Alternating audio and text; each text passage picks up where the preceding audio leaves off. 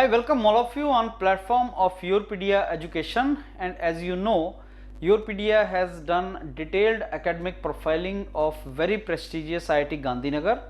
We went to the campus of IIT Gandhinagar and we could visit various labs and could interact with various professors. So I have already uploaded a couple of videos of my interaction with professors of different department, and today's this particular video is related to my interaction with Professor Kabeer of Chemical Engineering department. I could visit his lab, I could interact with Professor Kabeer. He was gracious enough to spare a lot of time and explain me things in very much detail. I want that those of you who are looking forward to have a great career in industries and academics, and if you are from a chemical engineering background, please listen to this particular video in detail. Maybe other specialization students, like let's say chemistry and all, they can also get benefit from this entire interaction. In this interaction, Professor Kabeer is explaining about his research work in detail. So in my opinion, it is a transformational research. Now what is the meaning of that is, like the research work which may lead to transformation of the technology. So Professor Kabeer is working on carbon nanotube. See, with my limited understanding, this is what I could understand. So Professor Kabeer is working into carbon nanotubes, and this may enhance energy storage efficiency of the devices on the basis of the nanomaterials. So Professor Kabeer is the chair professor, and he has done his graduation from IIT Kharagpur, and if you see carefully, he completed his PhD in 4 years, direct PhD. I mean masters and PhD together in 4 years from Kansas State University. Now what are the research interests of Professor Kabeer? These are also mentioned here. So this is the interface of nanosheets, nanocomposites, nanomaterials for energy storage. If you go to some of the recent research papers of Professor Kabeer, you will find that he has published some of very important research papers with his students. I could also get opportunity to interact with some of his students who are doing really good research work in United States of America in different labs. As you know, IIT Gandhinagar gives you opportunity if you are in PhD or master's programs to go abroad and work in the labs in foreign universities, and the entire money is paid by IIT Gandhinagar. So maybe if you get opportunity to do masters, MS or PhD under some really learned professor like Professor Kabeer, you get that opportunity also. Now admission season is on for IIT Gandhinagar. Those of you who think that they have some kind of inclination in the research work of Professor Kabeer, you can you can contact Professor Kabeer and you can go and have your interviews and all in IIT Gandhinagar, and if you get lucky, you get opportunity to work with Professor Kabeer. So listen to this entire interaction, and I'm very sure you will get a lot of benefit from this interaction. Okay, Professor Kabeer, thanks a lot for your precious time you've given to me today for interaction here. I know you are a very busy personality, and thanks a lot for this time. Pleasure. Thank you for coming over. I read about your video. Okay. And I think that it's going to be a very good platform for Okay. people outside IIT to know what goes inside IIT. Yeah. Professor, you have done marvelous work. I was doing outside your work, research work, which is shown outside, and it is marvelous work. So I start from my basic interaction point, and that is related to you only. So we want you to tell Professor about your academic journey, which domain of research or specialty you are, and how you ended up in IIT Gandhinagar. I did online schooling from Udaipur, which is a small city in Rajasthan. Rajasthan. Okay. After my schooling in Udaipur, I went for my bachelor's in IIT Gandhinagar. Okay. So I did my BTech in biotechnology and biotechnical engineering. Okay. So while I was completing my BTech, I got this opportunity that was posted at one of the notice boards Okay. in IIT Gandhinagar about this PhD position at Kansas State University. Okay. And the PhD position was actually in the area of nanotechnology. Okay. So I went for my PhD there. Mm. And I did my PhD in chemical engineering at Kansas State University. research area was on nanomaterials. Okay. It was an upcoming area. Okay. At that time. Okay. During my PhD, I was working on this nanomaterial, and it was only recently discovered. Okay. That material is actually known as lithium. Okay. And it was discovered in 2004. Okay.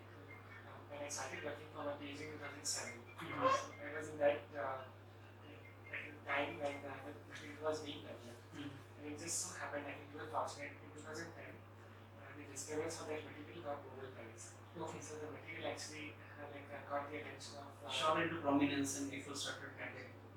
Could you speak a little louder or keep this a little louder? Yeah, I'm sorry about it. So, Could you hear me? so I was there for the PhD from 2007 to 2011. And it so happens that I was the first student of my PhD advisor. Okay, so I had lots of experiences in building up the lab. Okay. And that actually helped me a lot. Okay. After completing my PhD in 2011, I went to Northwestern University. Okay. I worked as a postdoctoral fellow there. Okay. I was there for about 10 months. Okay. And then I joined IIT Gandhinagar Okay. in October 2012. Okay. So I'm completing 9 years. Okay, 9 years. So not only IIT Gandhinagar is in position to bring you here, but also retain you here for the last 9 years. Okay. Okay. I believe it is happening because of the excellent culture that we have here. Okay. If there is one thing that I feel is makes IIT Gandhinagar so special, are the people here at IIT Gandhinagar. Okay. It's really, I should say, a very humbling experience to share the workspace with colleagues who are really bright, and they all are working together to develop an educational environment which is really unparalleled. Okay. And sharing the workspace with them itself is, I think, a very enriching experience, I should say. Okay. Okay, that's good. So Professor, you mentioned your field is biotechnology and bioengineering. Many of the students know they are not aware the difference between these two, biotechnology and bioengineering. Is there any difference existing or? Yeah. I should just make a small correction, I should say. My MTech was in biotechnology and biochemical engineering. Okay. And my PhD was in the discipline of chemical engineering. Chemical engineering. Okay. Perhaps I can share some insights on these. Yes. Biotechnology and biochemical engineering, they are relatively newer disciplines compared with chemical engineering. Even at IIT Gandhinagar, many courses that the students take in biotechnology are common with the courses that are taken in chemical engineering. But there is an important development that is happening. Many disciplines around, they actually are merging the disciplines. So many disciplines which used to be classical chemical engineering, they are becoming chemical and biochemical engineering. Okay. I think as you can see that especially the present era in which we are living, which in the last 2 years have given us such a good idea about how important the vaccines are. That's true.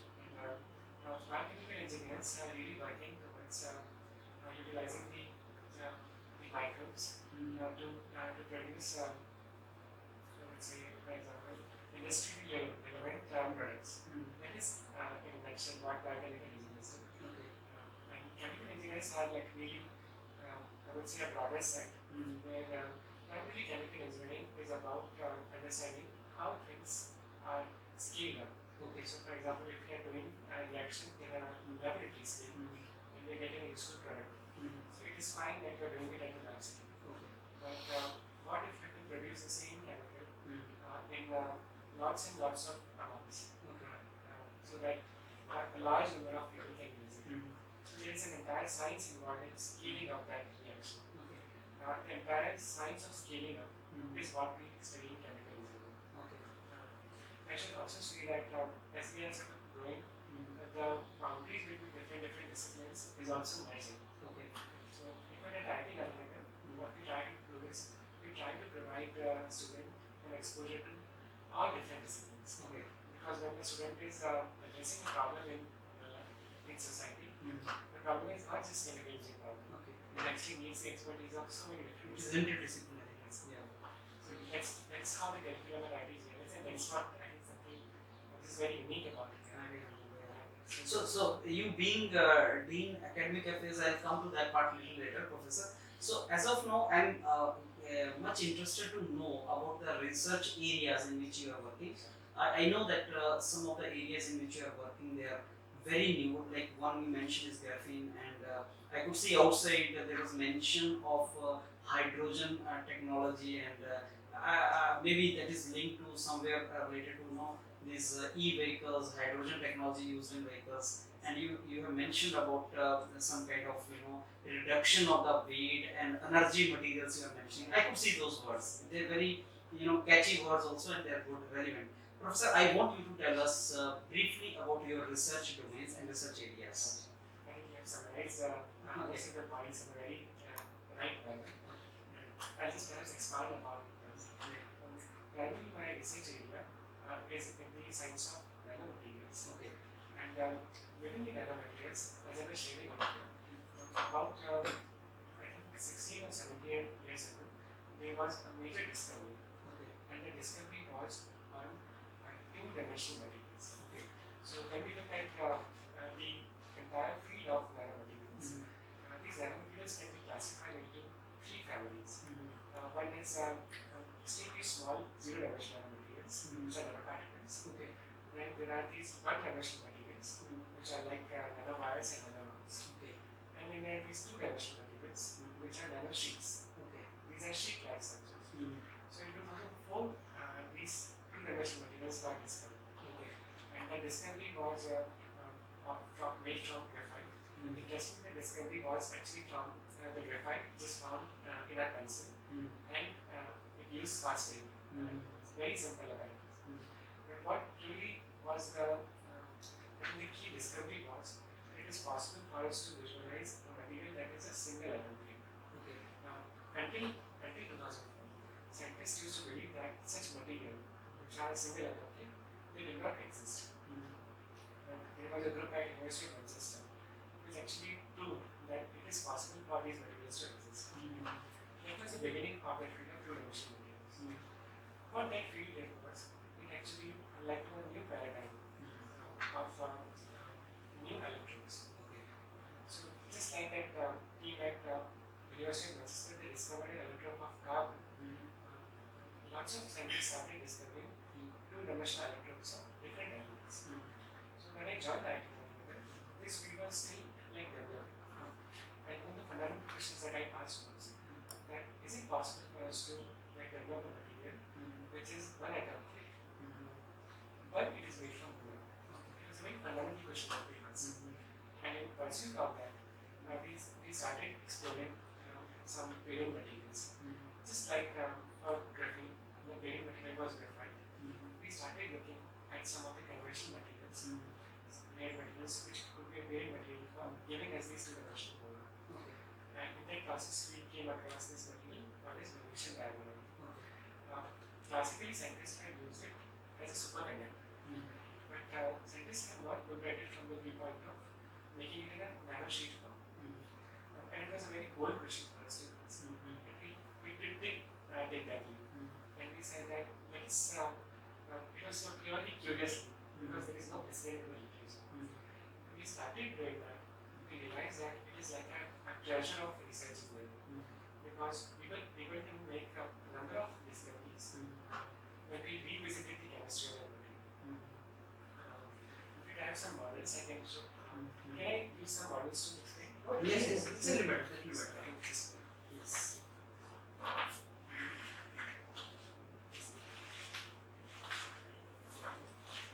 Just take me a minute to fill it up.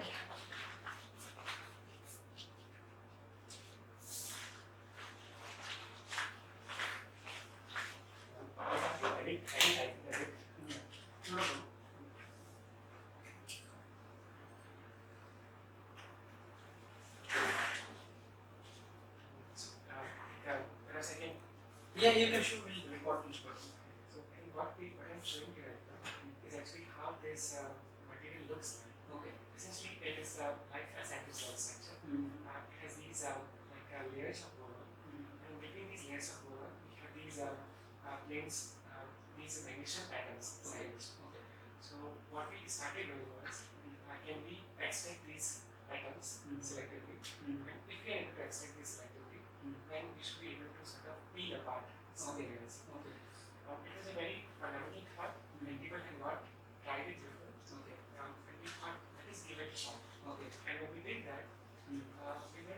partially successful. So although we could not get a single layer sheet, but we got sheets which were 2-layer thick or 3-layer thick. This is also just 1 nanometer. So we were successful in exfoliating the material. So this process of peeling off is also 1 layer. Yeah, peeling off 1 layer is referred as exfoliation. And what is something which is very unique about this? Because this material and this material, they are made from the same elements, but their properties can actually be very far apart. And that is what makes nanomaterials so beautiful. So you are saying size will make the difference. Precisely. Okay. So just to give you an idea, that if you were to take for example a material of this nature, the surface area of these materials is very high. So normally one can visualize, I use this analogy typically, when we think about a coin, 1 rupee coin. So you can visualize the entire basketball court. The 1 rupee coin is occupying a very small area. But imagine that if you have to peel off a material which is of the size of a 1 rupee coin, but if you have to peel out 1 nanometer thickness, and if you were to keep them side by side, This is for our entire basketball court. So if you can imagine, it has the same weight. But the amount of area that is available to them is huge. So this actually makes it very good catalyst. Because for a good catalyst, we need to have more of these sites available. So once we started getting this discovery, we started asking this question that can we look at some of the applications where one would need boron as a catalyst, and rather than using conventional boron, we will start using it in a nanomaterial form. Because the amount of area that is available is increased not just by a bit, but by many folds. So the amount of impact that we can have will also be multiplied. And that is what we started seeing also. So for example, one of the areas where we got lost, normally in fuels, these are the solid fuels, which are typically used in these rockets, in propellants. One has to use catalyst. If one does not use catalyst, then the fuel would not burn less fast. People used to use boron, but boron has a challenge that it forms an oxide layer. We thought that with our material, we actually had one advantage. The advantage was we also had some metal atoms. We initially used to think of these as impurity, but they actually were a blessing in disguise. When we started using this material as a catalyst, it started improving the burn rates in a very superlative. And that is something that really surprised us. But in one way we were expecting it, but we were never sure that it will be so good. So we are actually, in fact, one of the crazy students who discovered this material. So she's now actually developing a startup. And the startup is actually for preparing a catalyst for solid fuels. And we're currently working with a lab in Pune, the Energy Material Research Lab in Pune. They're working on solid catalysts. And we're now doing this pilot scale study. That when we use this nanomaterial as a catalyst, how is it actually going to impact? So the amount of energy release that is happening is something that we cannot intuitively understand. So for example, when we're adding 1% of nanomaterial, the energy is increasing by about 78%. Normally, it is completely counterintuitive. How can adding 1% of material increase energy by 78%? And that is where the science and the magic of nanomaterials is coming in. Because they defy our intuition. This is one area that we are developing. There is one more area where actually we are finding extraordinary results, which is actually in the area of hydrogen storage. Now, hydrogen is something which is easy to produce, but difficult to store. And scientists are trying to develop technologies to store hydrogen. Because if we can store hydrogen, it will help in multiple sectors. Just that it is difficult to store hydrogen. Boron is another. Boron is going to have a very useful chemistry. It can bind to multiple hydrogen atoms. So we thought, can we use it in hydrogen storage? And we found that the nanostructured form is actually enabling it to store more hydrogen. So we actually work with Sandy National in the United States. IIT Gandhinagar has a very useful opportunity where we signed the PhD PhD students Mm. for one semester to Mm. lab of their choice. Okay. So the student discovered it. Mm. She said that, sir, can I go to Central National Lab Mm. where we will study the hydrogen storage properties of this material? Mm. And actually, from IIT Gandhinagar. Mm. And because of this opportunity, the student could go there. Mm. We worked with them, and we were able to actually get a hydrogen storage capacity that is better than any other imported material. Okay. In US, there is this Department of Energy. Mm. They have actually like they had a target in 2020. Okay. Like hydrogen storage target is 4.9 vehicles, Mm. and we were able to get 5.2 vehicles. Mm. So we are in the process of publishing this one. Mm. But that tells us that like how it was a pure imagination to be able to make this nanomaterial. Mm. We are able to make it, and we are able to also like really transform some of our existing technologies. Mm. And all of this is happening because of this fact that it is important to ask a very fundamental question. Mm. We asked a fundamental question which was not there in the literature. Mm.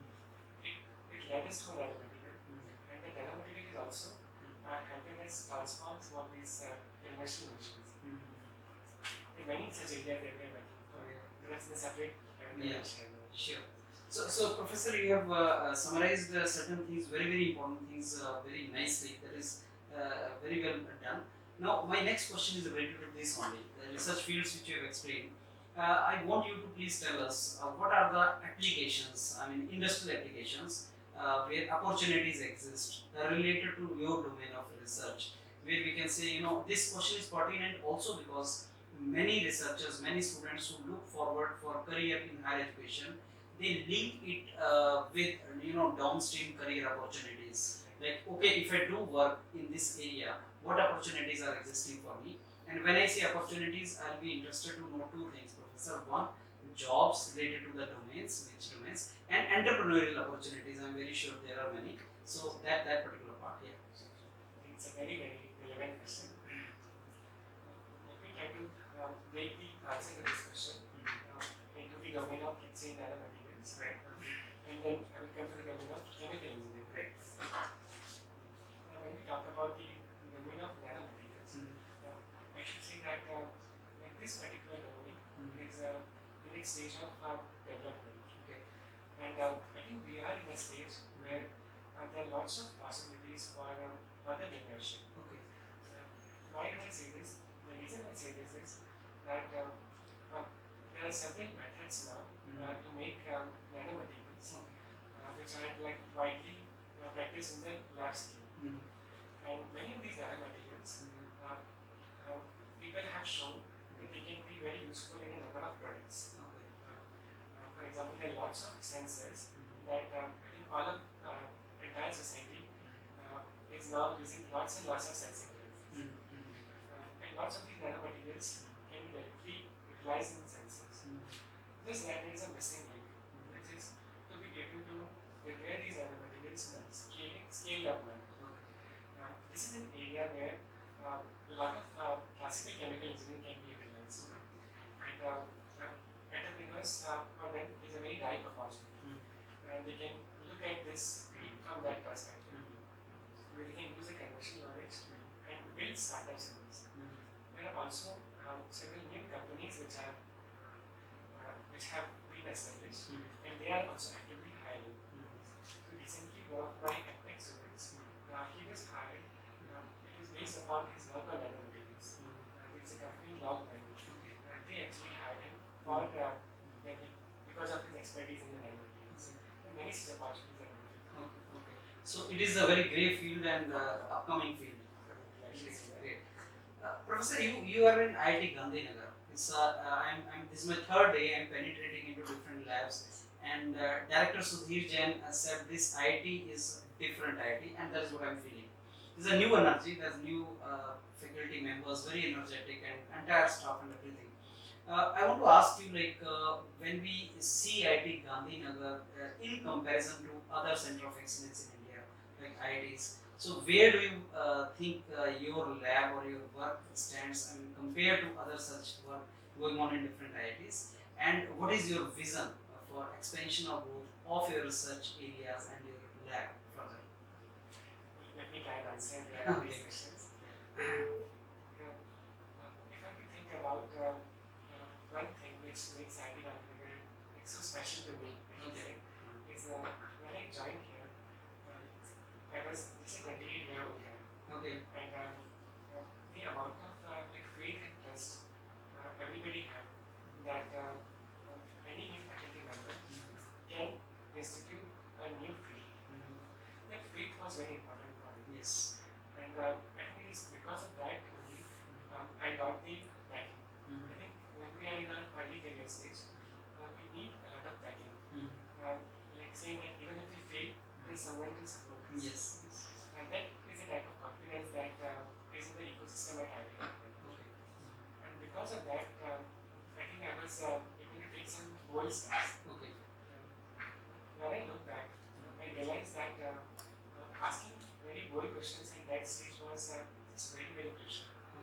Because if I'm not asking those questions, then when will I answer? And that backing up and the trust that everybody shows in you is really what makes this thing very special. How is it different compared with other IITs? I did my MTech from IIT Gandhinagar. Because I think we are a small place, we are really having those person-to-person connections. And this is true not just among the faculty members, but also when we talk to the students. The type of attention that a student gets, the students are able to come to the faculty members' offices, have a discussion. We meet them in the stairways. And the frequent discussion that happen, that is something which I really find it will also be there in other places. But here I feel that it is at a very new and different level. See, all the work that I'm talking about, I'm just like really at the back of this one. This is students who have done this. So the type of students who are coming to IIT Gandhinagar, like they are in their initial stages. When they see a very rich concept here, they actually are aspiring more to very, very good individuals. Really, all the credit of the work really goes to them. And the way they are molding, the credit goes to the ecosystem. So it is actually all because of there's something in the air, I should say, which makes this place so special. The freedom that people get. For example, when I joined here, like two important things happened. So I was asked to develop a course, and they gave me this freedom. Like maybe you teach a course, which you would like to develop. So we developed this course on biomedical engineering, where I went to the course of thermodynamics. And after that, I also started this course on chemical dynamics. There was a lot of freedom in designing the course, how I want to teach them. All these actually were very important experiences for me as a young faculty. When I look back, all these opportunities really, I think, shaped up. And I can say this for a number of our colleagues. Everybody is getting these useful opportunities. And I think, as you must have seen, many colleagues are also contributing to this service. That also actually has been a very important learning experience. All these things I think are contributing bit by bit to the growth. And I think this is also then transmitted to the students as well. The type of maturity that the student body shows here is really, really amazing, I should say. All the work that I am explaining is actually coming because of the key observations and hard work of the students. So for example, the discovery I was explaining to you, it was in front of our eyes, but somehow we were missing it. It took a number of failed attempts before we could make this discovery. The amount of nanomaterial that we used to get was very less initially. But we still had that faith that one day we will be able to obtain better methods to improve the yield. And eventually, after about 6 years of hard work, we were actually able to splice and maybe develop a method which gives us a very high yield of energy. All of this actually happens bit by bit hard work of these students. And we also had a lot of faith that there's a new problem and we can work upon it. All of these things actually are just really, really good at hacking. So, okay, Professor, now I want to ask you something which is very important question, and there are so many thousands of students who aspire to work in Center of Excellence like IIT Gandhinagar and to work under learned professors like you in these kind of areas. So there is one question in their mind that how can I get into such a Center of Excellence? So if I go there, I'm telling actually about higher education courses. In the BTech, there's a trend. You write competitive exam, you get into BTech courses and all. But when it comes to master's courses and MS courses and PhD courses, I will ask you two questions. Number one, your field looks like quite interdisciplinary. So, what domain of students are you looking for? Are you looking for chemical engineers, biotechnology students? Are you looking for chemistry students? Or which students can come and join you in your research work? That is question number one. Question number two, what do you see in your prospective students? Do you see their knowledge base in your field of interest or research? Do you see their passion and interest to work? Or what you see in your students so that at least they know that okay, he is the professor under whom we can dream or we can think of working. Yeah, because it's a nice question. Okay. Let me try and answer the first question. This is something that I really want to utilize your platform to share with everyone. Yes. That many times students have this feeling that getting into an IIT is very difficult. Yes. That is something That is in their mind. Yeah. I think I really want to tell all the students that it is actually very important for you to give it an attempt. Yes. As a matter of fact, as teachers, we want to work with more and more students.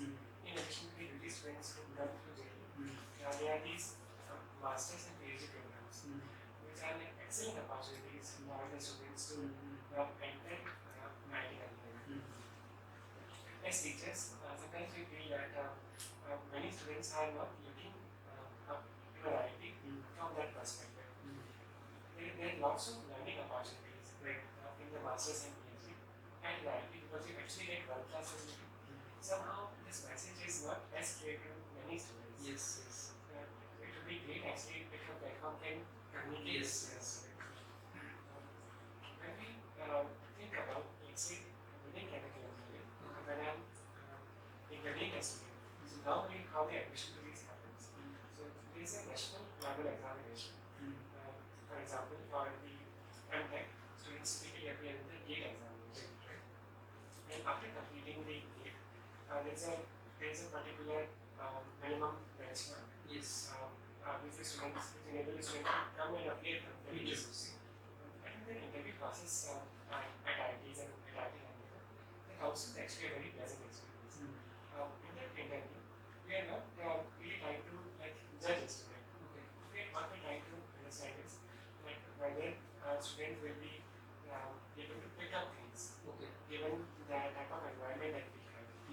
It's actually very I should say, very positive environment Yes. on this side. And also we are very open. So for example, in terms of the qualifications, for example in chemical engineering, like we say chemical engineering, bioengineering and related branches. So that is something which is very good about IIT Gandhinagar. That we can understand that people would like to change trajectories also. Yes. And myself, if I'm taking biotechnology, go to nanomaterials. So the qualifications are actually quite open-ended in terms of different disciplines. Also, let's say there is a student who has admitted in chemistry, for example. The student is pursuing PhD in chemistry. The student can actually work with any professor in any other discipline. That is also something, and that fluid setup is also facilitated in IIT. So it is not, because what is happening is that we are developing that boundaries between different disciplines is really merging. And really IIT has acknowledged that in design. So for example, when you see all the faculty members, you will not see that one sitting beside such a level. That is something which I observed. Yeah. It is actually inherent in the design. So there are a number of students who are pursuing PhD, with their faculty advisors in another discipline. And they're collaborating with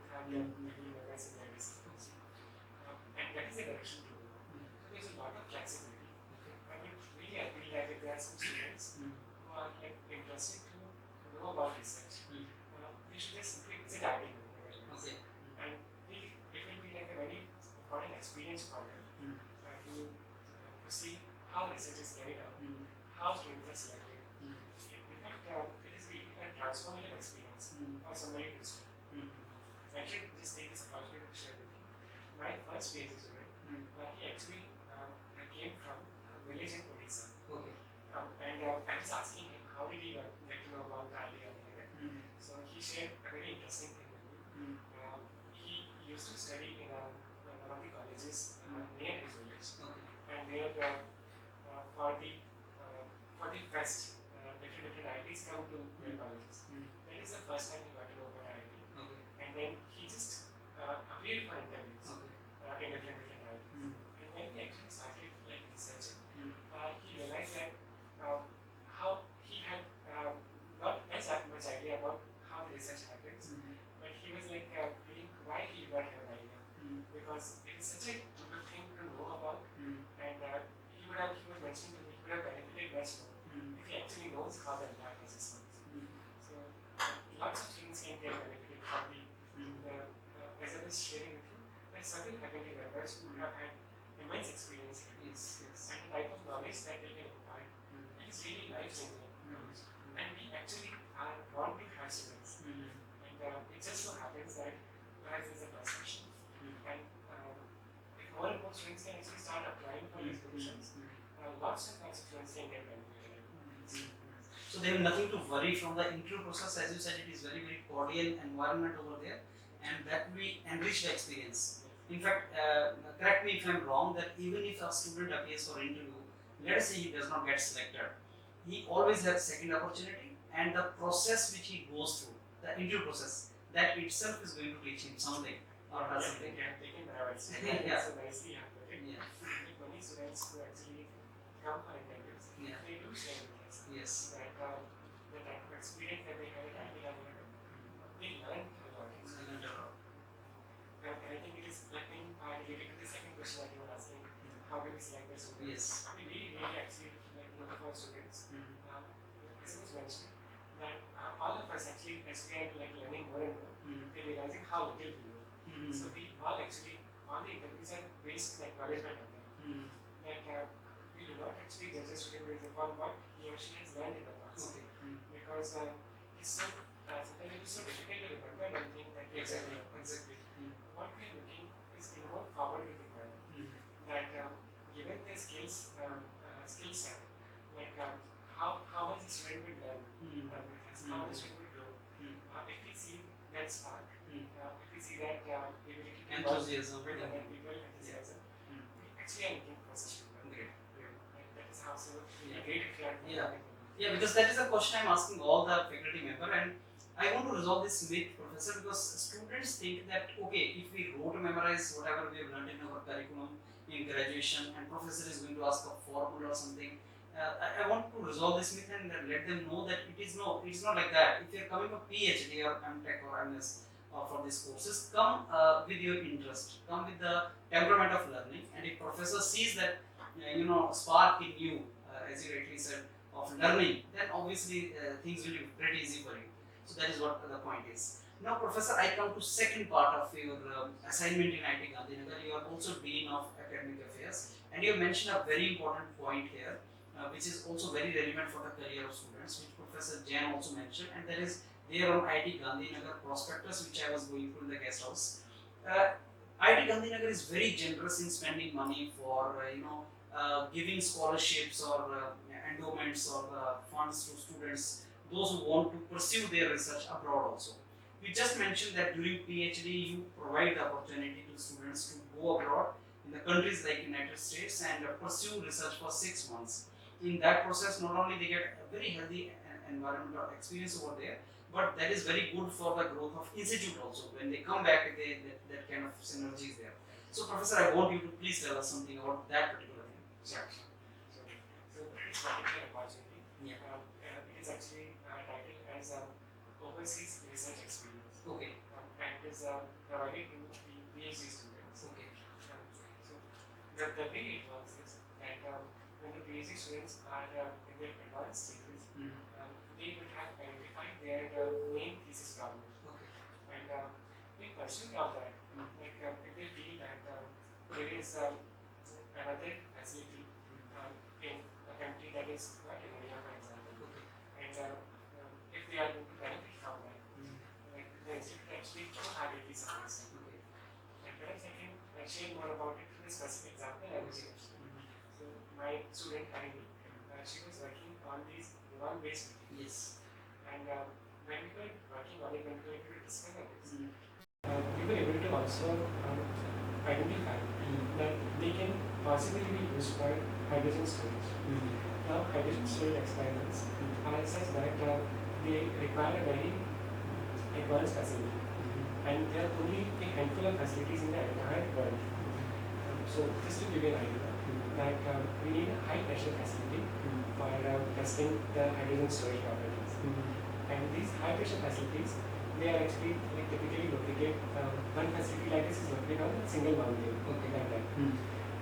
And when she searched about it, she said she found out that there is a national laboratory in the United States, called Sunday National Laboratory. They actually are the best facility in the entire world for hydrogen storage. So she actually came to me, I still remember that day.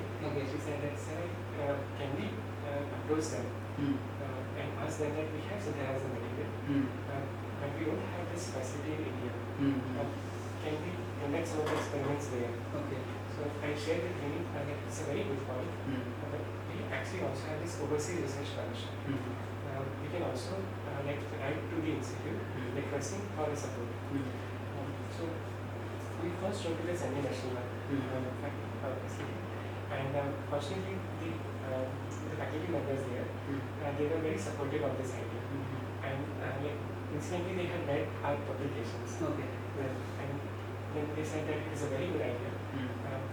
We will be able to, like, we will be interested to do these experiments. So then we approached the institute, and that is where I really feel visualizing that such opportunities will come, and already making a provision for that.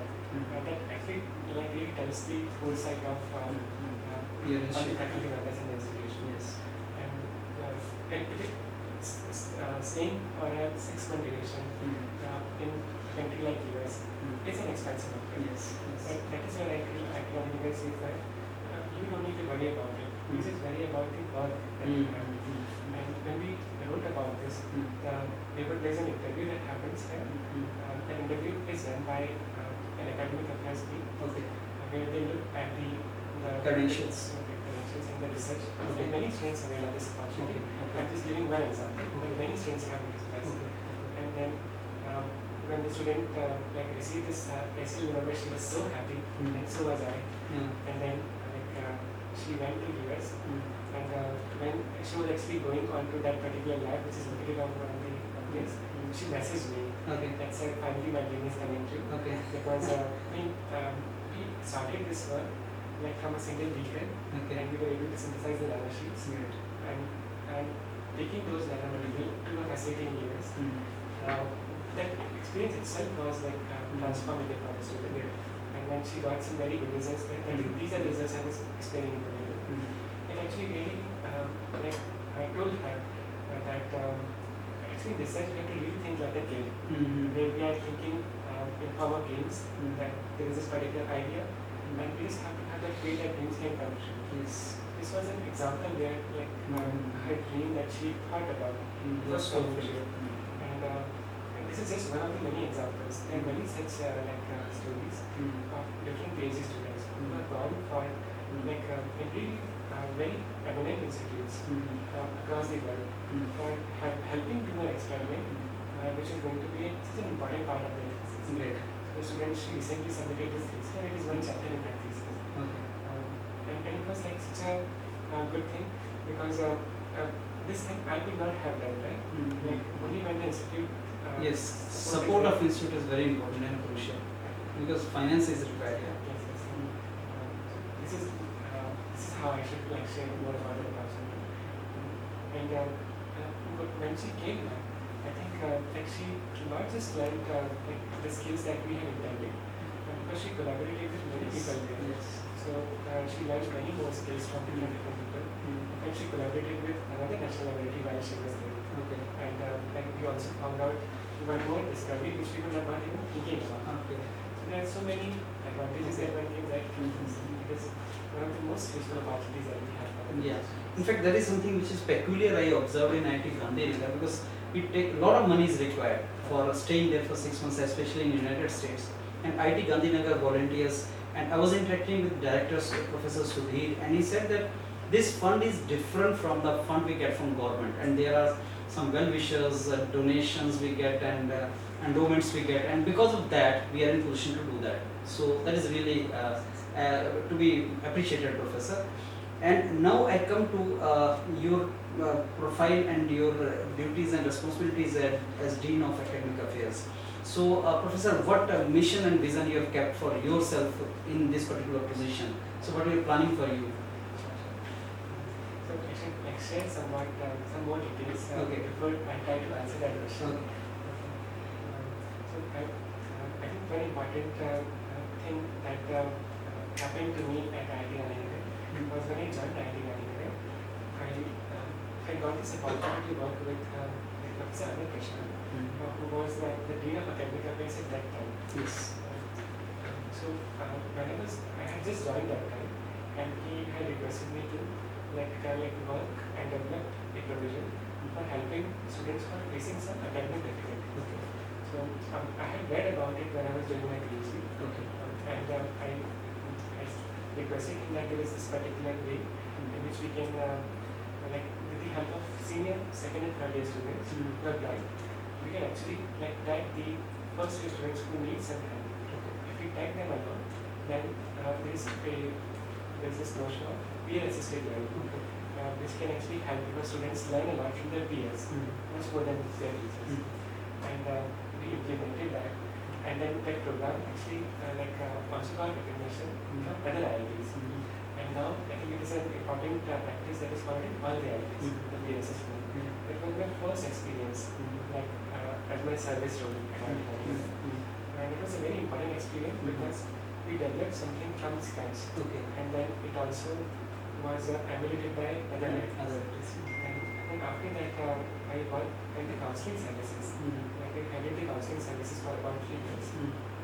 Where I used to work with students on their emotions and disabilities.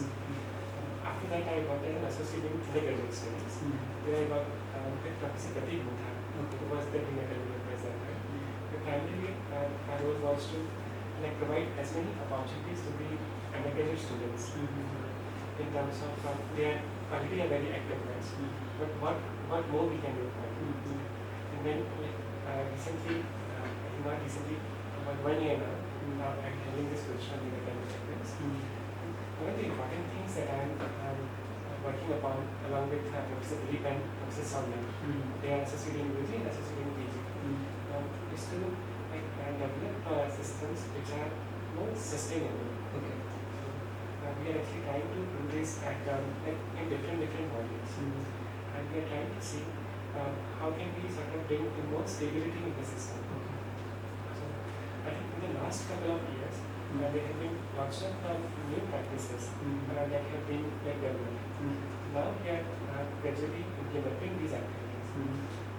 The important question that is in front of us is how do we implement these in a manner that we retain the quality of these year after year. Okay. So for facilitating that, we need to develop some support systems. That is one important agenda that we are working upon. How can we make these systems which are more self-sustainable? Another important thing that I'm really working upon is that when I took up the Dean Academic Affairs, we were in the midst of the pandemic. So that created several discussions. Yes. The other important agenda that I have is that I absorb these discussions so that students continue to get very enriching experience, similar to what they used to get before the pandemic. Yeah. That is another important thing. Third important thing that I should share is that when I initially was taking up the events, the pandemic was really at its peak. Okay. And in one term, it was a big challenge. But I think the culture that we all were growing in, it actually told me that more than a challenge, it is really an opportunity. So because of that, we are able to visualize things and revisit things in unprecedented manner. So there are many initiatives that we are taking on the academic side, which we would not have done otherwise. So for example, we took these online courses, which are available on Coursera and Udemy. Students can actually credit those courses, and they can be counted in their credit load at IIT. So this happened because of the pandemic. Actually, Professor Kabeer who was the dean before me, he had actually conceptualized it and implemented it while in the pandemic.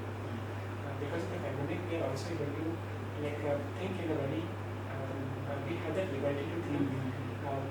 So for example, we introduced the writing courses, we introduced a course learning how to learn. All of these actually experiments we are able to do because of the course. So the third important module that I'm working upon is how can we really ensure that these discoveries that we are making, how can we actually make them a sustained part of our curriculum also. After the pandemic goes, they are still very, very useful. They should be sustainable. These are the 3 important things that I am working upon. Great. So Professor, I think we come to an end of this wonderful session with you. So let me thank you once again for giving so much enriched interaction from your side, and I came to know about your research areas, and I came to know about the academic activities going on. And as I mentioned you earlier, this is my 3rd day in IIT Gandhinagar, and I am meeting wonderful people like you. And I am very sure this institute is already doing very good, and it is going to be a great center of excellence thanks to people like you in the campus. Thank you. Thank you so much. I'm actually very grateful to you for asking so pertinent questions, and I wish to keep seeing you more and more in the future. Yeah, thanks a lot, Professor.